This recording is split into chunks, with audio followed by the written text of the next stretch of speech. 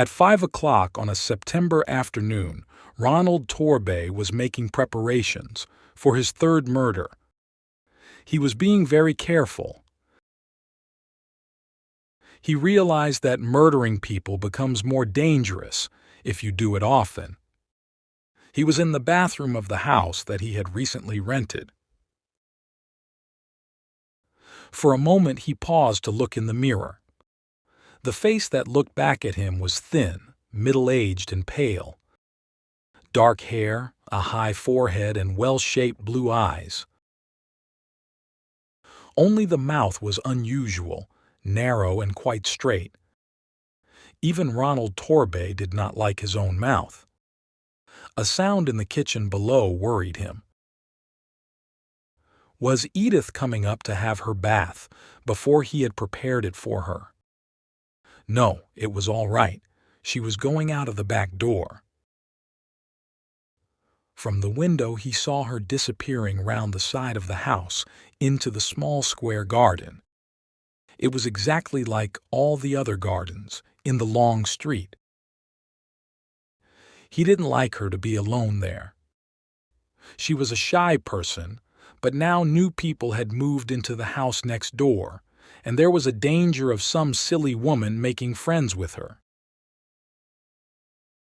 He didn't want that just now. Each of his 3 marriages had followed the same pattern. Using a false name, he had gone on holiday to a place where no one knew him. There he had found a middle-aged, unattractive woman with some money of her own and no family.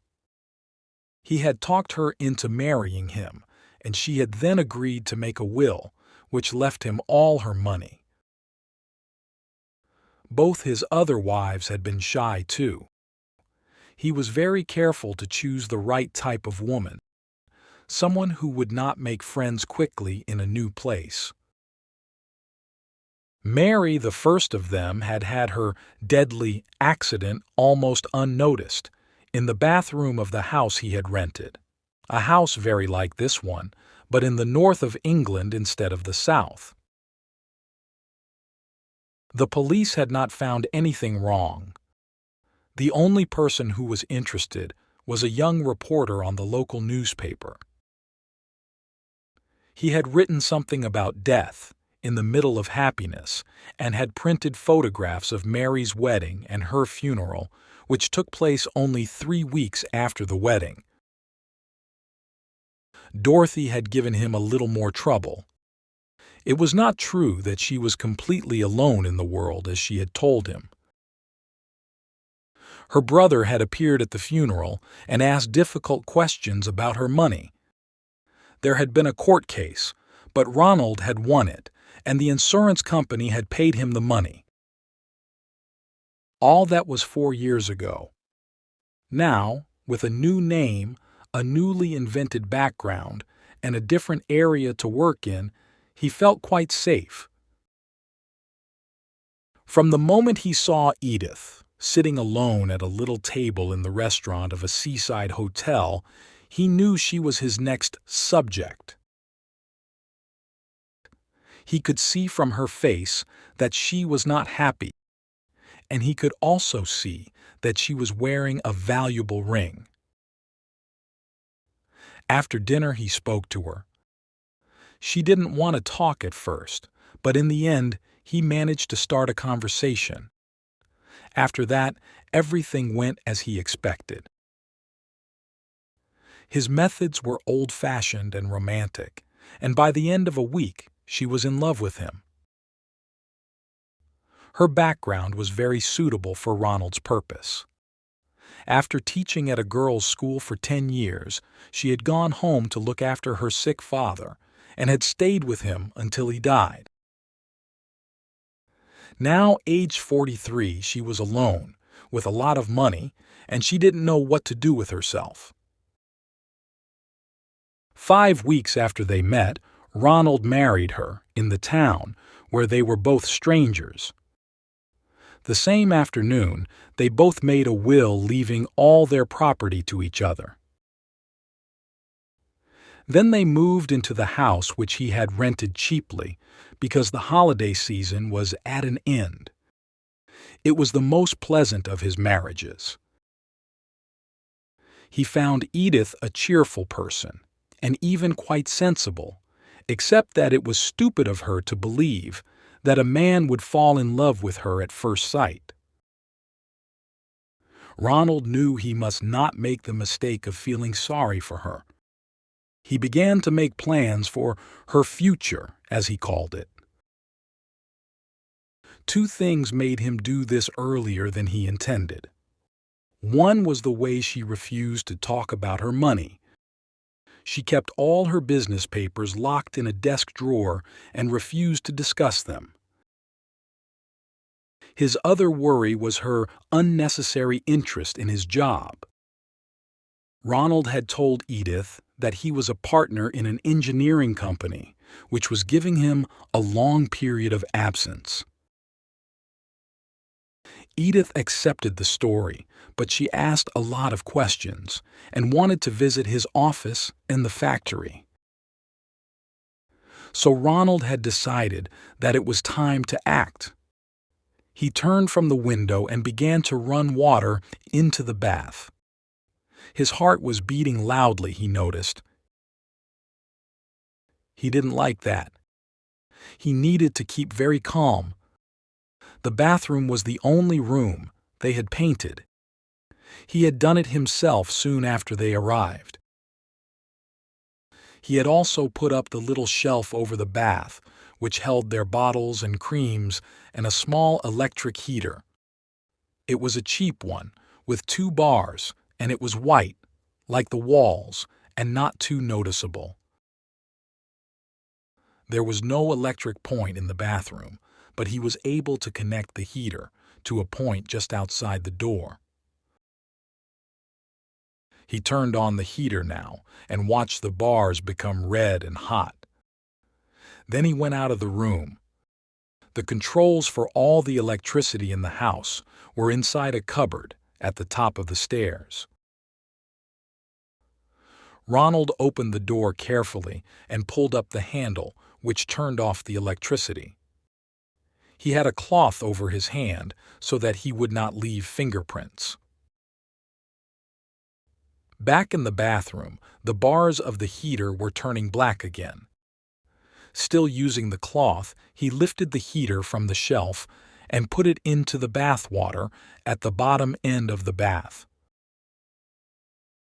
Of course, you could still see it. It looked as if it had fallen off the shelf by accident. Edith was coming back from the garden. He could hear her moving something outside the kitchen door. He pulled a small plastic bottle out of his pocket and began to read again the directions on the back.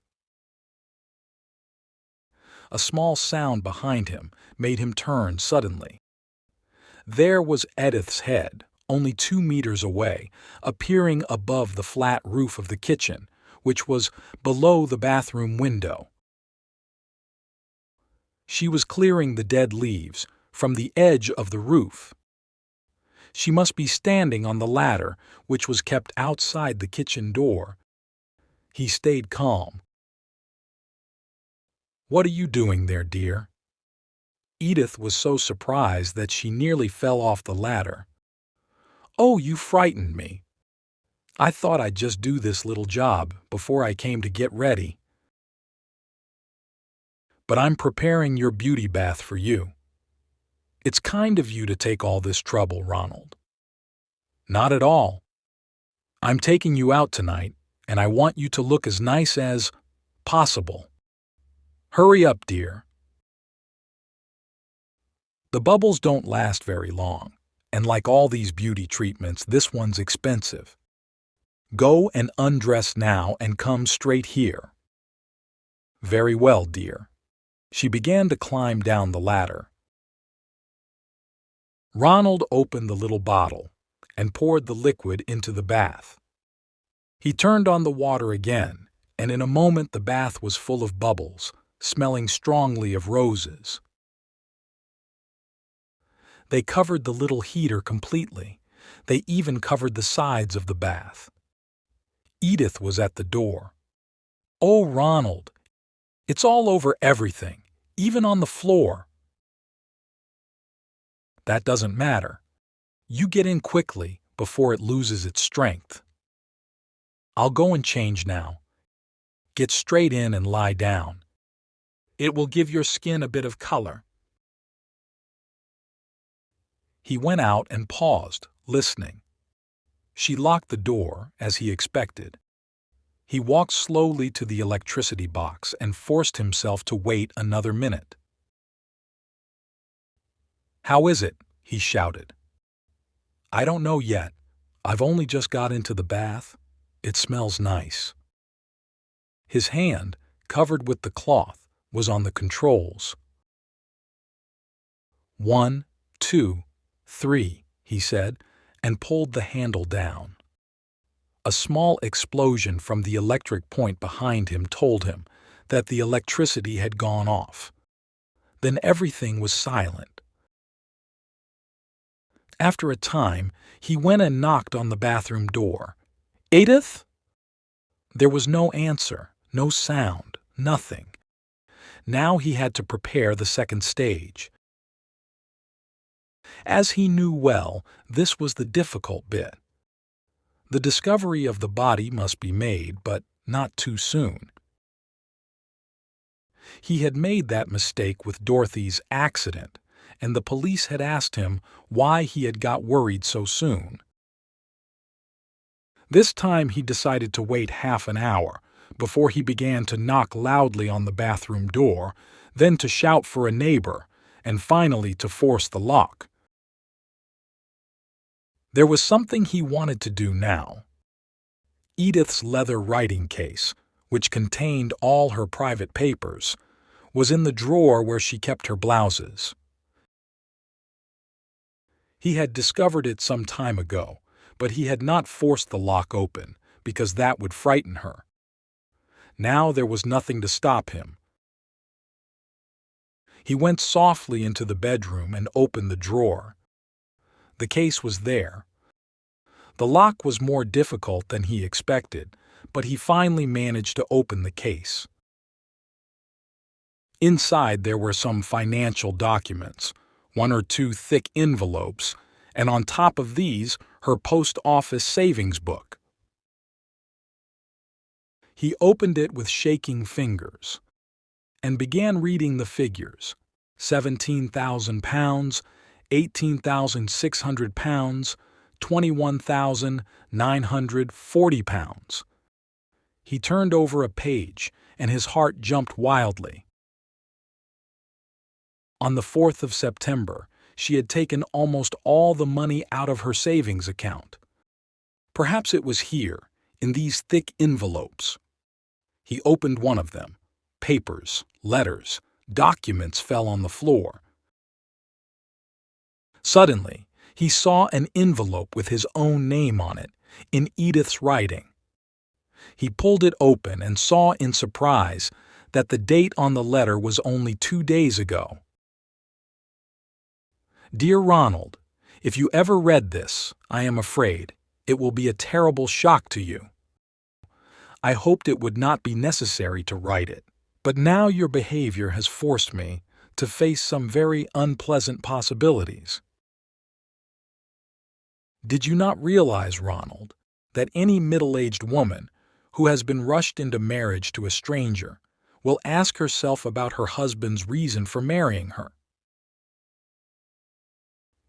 At first I thought I was in love with you, but when you asked me to make my will on our wedding day, I began to worry. And then, when you started making changes to the bathroom in this house, I decided to act quickly. So I went to the police. Have you noticed that the people who have moved into the house next door have never spoken to you? Well, they are not a husband and wife, but a police inspector and a policewoman. The policewoman showed me 2 pieces from old newspapers, both about women who had died from accidents in their baths soon after their marriages. Both pieces included a photograph of the husband at the funeral. They were not very clear, but I was able to recognize you. So I realized that it was my duty to agree to do what the inspector asked me to do. The police have been looking for the man since the photographs were given to them by your second wife's brother. The inspector said the police needed to be sure that you were guilty. You must be given the opportunity to try the crime again. That's why I am forcing myself to be brave and to play my part. I want to tell you something, Ronald.